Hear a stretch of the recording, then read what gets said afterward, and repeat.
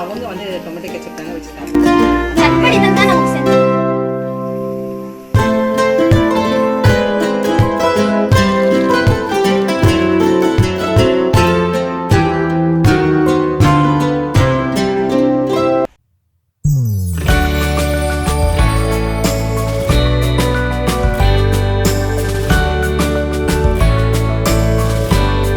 Hi friends, இது உங்கள் சுமிpokkisham. எல்லாரும் எப்படி இருக்கீங்க? நல்லா இருக்கீங்களா?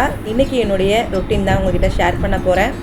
காலையிலேயே எல்லாருக்கும் சாப்பாடு கட்டியாச்சு. 2 பேருக்கும் வந்து சாப்பாடு கட்டுறது தான் பெரிய வேலைங்க. அதை முடிச்சாச்சு. இன்றைக்கி என்ன செஞ்சுருந்தேன்னா, மஷ்ரூமும் உருளைக்கிழங்கும் போட்டு கறி குழம்பு மாதிரி நான் ரெடி பண்ணிட்டேன். அவங்களுக்கு வாழைக்காய் வறுத்து அமிச்சாச்சு. என்னால் காலையில் வீடியோ எடுக்க முடியலைங்க. இப்போ பாருங்கள், கிச்சன் ஃபுல்லாக நான் வந்து எல்லாத்தையும் வந்து லிக்விட் வச்சு தொடச்சி க்ளீனாக இருக்குது. எங்களுக்கு மட்டும் காய் பொரியல் பண்ணணுங்க. அவங்களுக்கு மட்டும் வாழைக்காய் வறுத்து அமிச்சாச்சு. அவங்க 2 பேருக்கும் வாழைக்காய் உருளைக்கிழங்குனா ரொம்ப பிடிக்கும். அதனால் அவங்களுக்கு பிடிச்சது நான் வந்து வாழைக்காய் சிப்ஸ் செஞ்சு கொடுத்துட்டேன். இப்போ பாருங்கள், எல்லா பாத்திரமும் தேய்ச்சி வச்சு கிச்சன் க்ளீனாக இருந்தாலே பெரிய வேலை முடிஞ்ச மாதிரி தான். அப்படி தான் பாத்திரம் தேய்க்கிற வேலையும் பெரிய வேலை. நான் எல்லாத்தையும் க்ளீன் பண்ணிட்டேன். ஒரு 11:30 மணிக்கெலாம் நான் இந்த வேலையெல்லாம் முடிச்சிட்டேங்க. காலைல டிஃபன் முடித்த பிறகு ஃபுல்லாக க்ளீன் பண்ணி எடுக்கிறதுக்கே லேட் ஆகிடுது. இப்போ பாருங்கள், மணி வந்து 11:30 மணி ஆக போகுது. நான் இந்த வேலையை முடிச்சாச்சுன்னா அடுத்து வீடு க்ளீன் பண்ணுறது தான். வீடு வந்து எப்படி இருக்குதுன்னு பார்த்துக்குங்க. எல்லாமே அப்படியே போட்ட மாதிரியே இருக்குது. ஏன்னா சண்டே வந்து இவங்க வந்து இருக்கும்போது இப்படி தான் இருக்கும். டைனிங் டேபிள் வந்து எல்லாமே ஃபுல்லாகவே மேலே எல்லாம் அவங்க எடுத்து திங்ஸ் எல்லாமே அப்படியே வச்சுருக்காங்க. இதை எல்லாத்தையும் க்ளீன் பண்ணி முடிக்கிறது தான் இன்றைக்கி வந்து என்னுடைய வேலையே. எப்போயுமே சண்டே அடுத்து மண்டே நிறைய வேலை இருக்கும். அப்படி தான் எனக்கும். இப்போ பாருங்கள், நான் வந்து உங்கள்கிட்ட காட்டலை. மஷ்ரூம் வந்து கறி மாதிரியே இருக்கும். அதனால் நான் மஷ்ரூமை வந்து அடிக்கடி சேர்த்துக்கிறேங்க. ஏன்னா இவங்களுக்கு வந்து அந்த ஃபீல் இருக்கக்கூடாது. ஆனால் அவங்களுக்கு வந்து இருக்கணும், ஃபாஸ்டிங் இருக்கணும்னு ஆசை. ஆனாலும் அவங்களுக்கு பிடிச்சதை நம்ம செஞ்சு கொடுக்கலாம் அப்படின்றதுக்காக நான் வந்து மட்டன் மாதிரியே மஷ்ரூமை வந்து கறி குழம்பு மாதிரியே ரெடி பண்ணிட்டேன். பாருங்கள், இந்த மாதிரி நீங்களும் ட்ரை பண்ணி பாருங்கள். மஷ்ரூம் வச்சு நீங்கள் வந்து குழம்பு ரெடி பண்ணலைன்னா இந்த மாதிரி மட்டன் குழம்பு மாதிரியே, ஏற்கனவே நான் என்னோடய சேனலில் போட்டிருக்க மட்டன் குழம்பு அதே மாதிரி நீங்கள் மஷ்ரூம் வச்சு செஞ்சு பாருங்கள். ஈவினிங் என்ன ரெசிபி ரெடி பண்ணேன்னா, இவங்களுக்கு வந்து போண்டா வேணும்னாங்க. அதனால் அதுக்கு தேவையானதெல்லாம் ரேஷ்மா கட் பண்ணிகிட்ருக்கா. நான் இந்த வேலையே செய்யவே இல்லை. ரேஷ்மா வந்து எனக்கு இப்போ நிறையா ஹெல்ப் பண்ணுறான்னு நான் உங்ககிட்ட சொல்லியிருக்கேன். அப்படி தான் அவளே வந்து வெங்காயம், புதினா, இஞ்சி, பூண்டு எல்லாமே வந்து இஞ்சி எல்லாம் வந்து கட் பண்ணிவிட்டு, இதுக்கு நீங்கள் வந்து இஞ்சி பேஸ்ட் கூட போட்டுக்கலாம். இஞ்சி பூண்டு பேஸ்ட்டும் சேர்த்துக்கலாம். நான் வந்து வேணா ரேஷ்மான்னு சொல்லிவிட்டு அதனால் இஞ்சியும் வந்து கட் பண்ணி வச்சுருக்கா ரேஷ்மா. அவள் தான் கட் பண்ணுறா பாருங்கள். இந்த மாதிரி உங்களுக்கு வீட்டில் ஹெல்ப் பண்ணுறதுக்கு இருந்தாலே ரொம்ப ஈஸியாக நம்ம செய்யலாம். அவங்களுக்கு பிடிச்சது செஞ்சு தரணுன்னா எனக்கு வந்து ரேஷ்மாவும் செய்வா, டேரனும் செய்வாங்க. 2 பேருமே செய்வாங்க. அதனால் அழகாக கட் பண்ணுறா பாருங்கள். ஸ்டார்டிங்கில் கட் பண்ணும்போது கையிலலாம் கட் பண்ணியிருக்கா. எனக்கு ரொம்ப கஷ்டமாக இருக்கும், வேணா ரேஷ்மானுவேன். இல்லை ஃபஸ்ட்டு கட் பண்ணும்போது இப்படிலாம் பட்டாதனமாக எனக்கு தெரிஞ்சுக்கும் அப்படின்னுவா. இப்போ பாருங்கள், அழகாக பொடிசாக கட் பண்ணியிருக்கா பாருங்கள். ஈவினிங் பால் காய்ச்சிக்கலாங்க. ஈவினிங் வந்து இப்போ டீ போட போகிறேன்.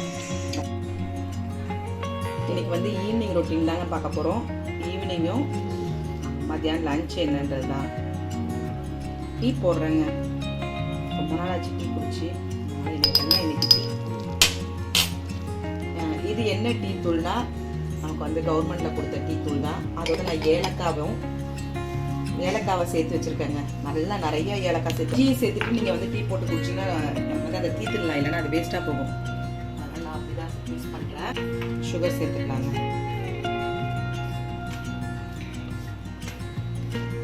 நான் வந்து அரை சக்கரை தான் சேர்த்துருக்கேன்.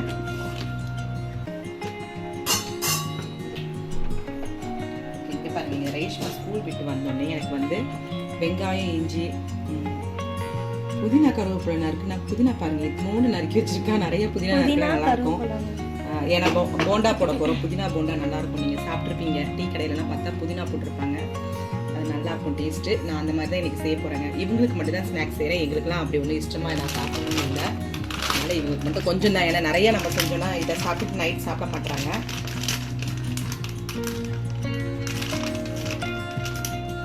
எந்த கப்பில் நீங்கள் அளந்து எடுத்துக்கிறீங்களோ அதே கப்பில் கடலை மாவும் மைதா மாவும் எடுத்துக்கங்க. 1 கப்புனா இதுலேயும் 1 கப் எடுத்துக்கோங்க. உங்களுக்கு எவ்வளோ தேவையோ அந்த அளவு நீங்கள் சேர்த்துட்டு, நம்ம வந்து வெங்காயம், பச்சை மிளகாய் என்கிட்ட இல்லை, பச்சை மிளகாய் தீந்துருச்சு. அதுக்கு பதிலாக நான் கொஞ்சோண்டு மிளகாய் தூள் சேர்த்துக்க போகிறேன்.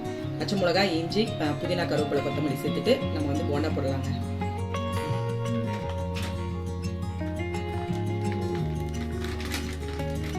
நான் வந்து 1 கப் மைதா மாவு எடுத்துருக்கேன். நான் வாங்கி ஃப்ரிட்ஜில் ஸ்டோர் பண்ணி வச்சது தான் எடுத்துட்டு, இல்லைனா வெளியே வச்சா வண்டு வந்துடும். அதனால் நான் ஃப்ரிட்ஜில் தான் வச்சுருக்கேன் கடலை மாவு. நீங்களும் வந்து கடலை மாவு வச்சுருந்தீங்கன்னா உள்ளேயே வச்சுருங்க, ஃப்ரிட்ஜிலேயே, வெளியே வைக்காதீங்க.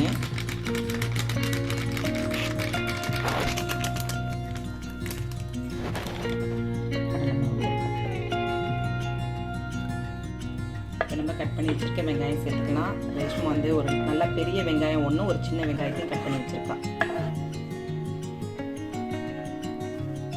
நான் இன்னும் கொஞ்சம் புதினாவை கட் பண்ணி சேர்த்துக்க போகிறேங்க. புதினா சேர்த்துக்கணும்னு சொன்னால் ரேஷ்மா வந்து கட் பண்ணு சொன்னால் எத்தனை கட் பண்ணியிருக்காங்க. இந்த இஞ்சி பொடியாக கட் பண்ணணும். வந்து சாப் பண்ணிக்கலாம். நான் இவங்களுக்காக நான் கம்மியாக சேர்க்குறேன். நீங்கள் நிறையா சேர்த்திங்கன்னா நல்லாயிருக்கும் ஃப்ளேவரு.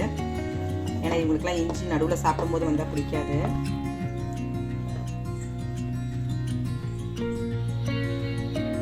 இந்த அளவு நான் புதினா எடுத்துருக்கேன்.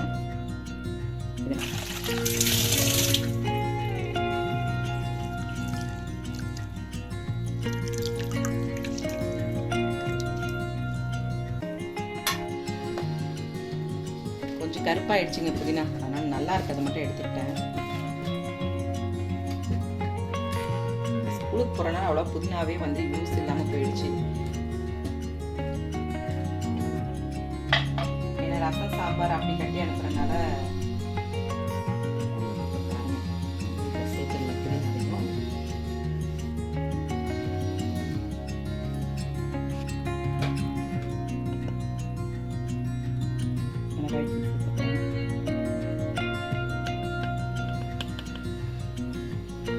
மிளகாய் தூள் சேர்த்தாச்சுங்க. இப்போ நம்ம உப்பு சேர்த்துக்கலாம். இதை நல்லா மிக்ஸ் பண்ணிக்கலாம்.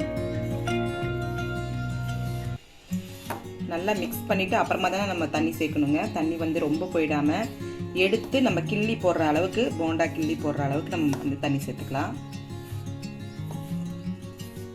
இப்போ பாருங்கள், எல்லாம் நல்லா மிக்ஸ் பண்ணியாச்சு. இப்போ தண்ணி சேர்த்துக்கலாம்.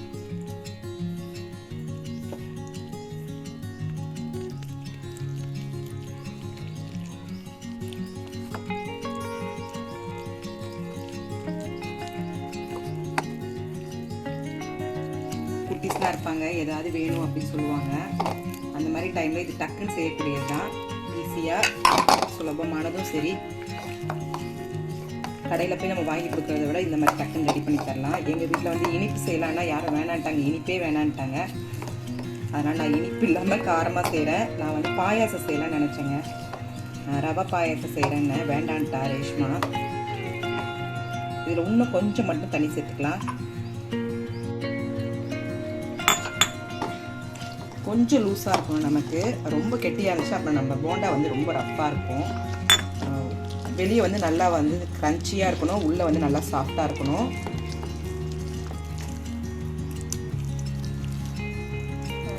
இப்போ பாருங்கள், நம்ம எடுத்துருக்க மாவு எப்படி இருக்குது பாருங்கள். இப்படி எடுத்து இப்படி போட்டால் இப்படி வர மாதிரி விழுகிற மாதிரி இருக்குதுங்களா, அவ்வளோதான். இந்த அளவுக்கு நம்ம எடுத்துக்கணும். ரொம்ப கெட்டியாக இருந்துச்சுன்னா நம்ம வந்து போண்டா வந்து ரொம்ப ரஃப்பாக இருக்கும், சாப்பிட்றதுக்கு நல்லா இருக்காது. இப்போ இதோட வந்து கொஞ்சம் போல் நான் ஒரு அரை ஸ்பூனுக்கு ஆப்ப சோடா சேர்த்துக்க போகிறேங்க.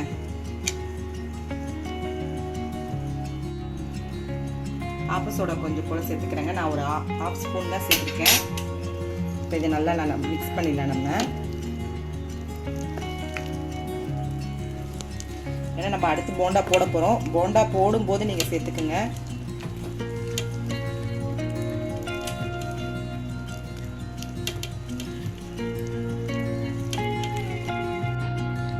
சின்ன கடாய் தாங்க வச்சுருக்கேன். ஏன்னா பெருசில் எடுத்தோன்னா நம்ம நிறைய எண்ணெய் சேர்க்கணும்.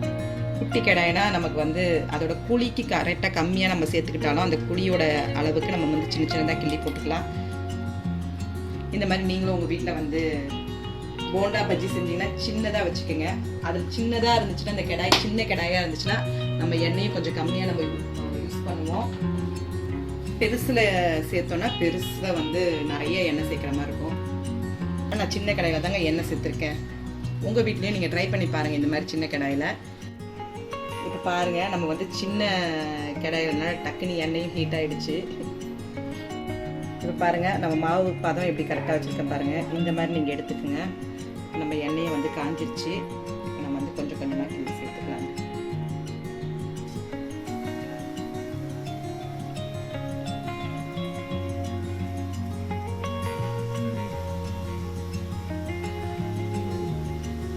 சின்ன சின்னதாக கிண்டி சேர்த்துக்கலாம்.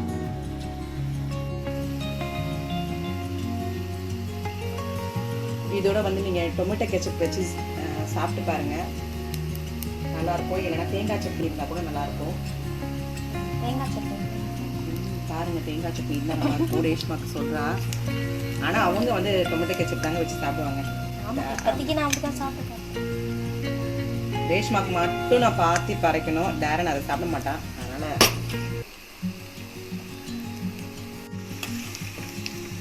பாருங்கள், உடனே ஃப்ரை ஆயிடுச்சு. வாசனை சூப்பராக இருக்குது. புதினாவோட ஃப்ளேவரோட ரொம்ப நல்லாயிருக்கு. ஈவினிங் டைமில் இது மாதிரி ஏதாவது சூப்பராக நல்லா ஸ்ட்ராங்காக டீ போட்டு உங்கள் வீட்டில் வந்து ரேஷ்மா மாதிரி பொண்ணுங்க இருந்துச்சுன்னா ரொம்ப சௌரியமாக இருக்குங்க. இந்த மாதிரி எல்லாத்தையும் கட் பண்ண சொல்லிடுங்க. கட் பண்ணி தந்தால் நமக்கு செஞ்சு தந்துடுவாங்க. கட் பண்ணி தரலாம் அவங்களுக்கே எல்லா வேலையும் தந்தால் செஞ்சு தர மாட்டாங்க கண்டிப்பாக. ஏன்னா ரேஷ்மா இப்போ தான் வந்து செஞ்சு தரேன். இதெல்லாம் முன்னாடி செய்வா, ஏதாவது செய்யணும்னா செய்வா.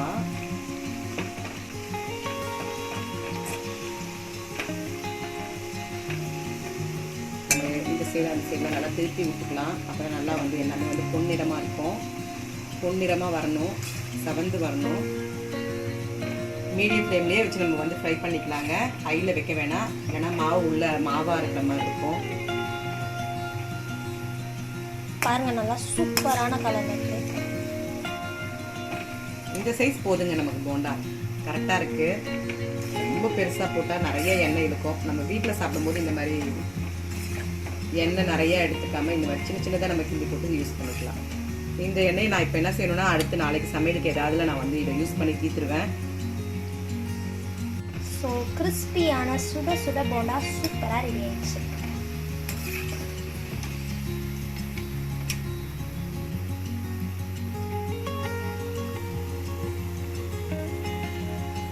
நம்ம பிளேட்டுக்கு மாற்றிக்கலாம்.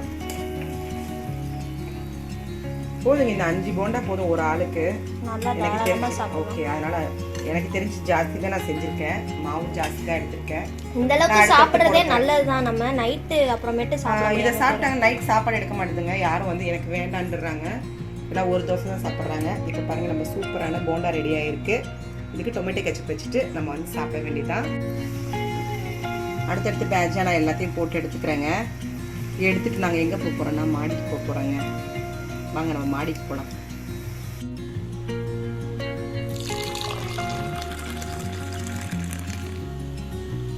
இப்போ நம்ம சூப்பரான இஞ்சி ஏலக்காய் டீ ரெடி ஆகிடுச்சுங்க.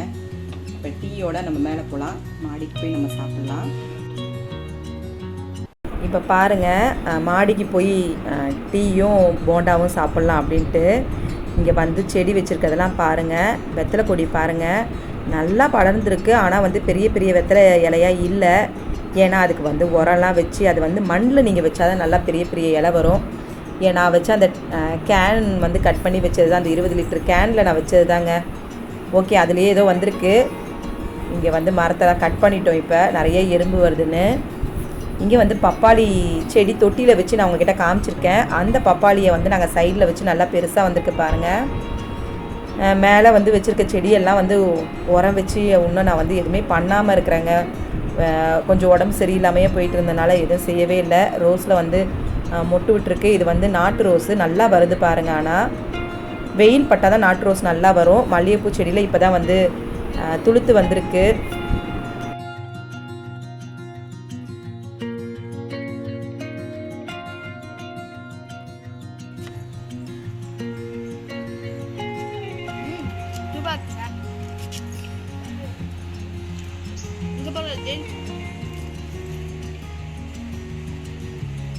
இப்போ பாருங்கள், நம்மளுடைய போண்டா வந்து வெளியே நல்லா கிறிஸ்பியாக இருக்குது, உள்ளே நல்லா சாஃப்டாக இருக்குது. புதினாவோட ஃப்ளேவரோட ரொம்ப சூப்பராகவே இருக்குங்க. இந்த மாதிரி கெச்சப்பு இல்லைனா தேங்காய் சட்னியோட கூட நீங்கள் ட்ரை பண்ணி பாருங்கள். ஈவினிங் வந்து ஸ்நாக்ஸ் சாப்பிட்ணும் அப்படின்னு ஆசைனா இந்த மாதிரி கண்டிப்பாக ட்ரை பண்ணி பாருங்கங்க. இந்த மாதிரி உங்களுக்கு ஹெல்ப் பண்ணுறதுக்கு உங்கள் பசங்க இருந்தாங்கன்னா ஈவினிங்கில் இந்த மாதிரி நீங்கள் செஞ்சு கண்டிப்பாக உங்கள் வீட்டில் எல்லோரும் என்ஜாய் பண்ணுங்கள். இப்போ பாருங்கள், நாங்கள் சுட சுட டீயோட எனக்கு வந்து இந்த மாதிரி கப்பில் குடிக்கணும் ரொம்ப பிடிக்கும். அதனால் நான் எனக்கு மட்டும் இந்த கப்பில் எடுத்துக்கிட்டு மேலே போயாச்சு பாருங்கள். இப்படி தாங்க எங்களுடைய ஈவினிங் ரொட்டீனும் இப்படி தான் போச்சு. ஈவினிங்கில் இந்த மாதிரி உங்கள் குட்டீஸ்க்கெலாம் செஞ்சு கொடுத்து அவங்களெல்லாம் வந்து என்ஜாய் பண்ணுறதுக்கு கண்டிப்பாக அவங்களுக்கு பிடிச்சது செஞ்சு கொடுங்க. என் வீடியோ பிடிச்சிருந்தா சப்ஸ்கிரைப் பண்ணிக்கிங்க, லைக் பண்ணுங்கள், ஷேர் பண்ணுங்கள். அடுத்து ஒரு குக்கிங் வித் vlogல நான் உங்களை சந்திக்கிறேன். தேங்க்யூ.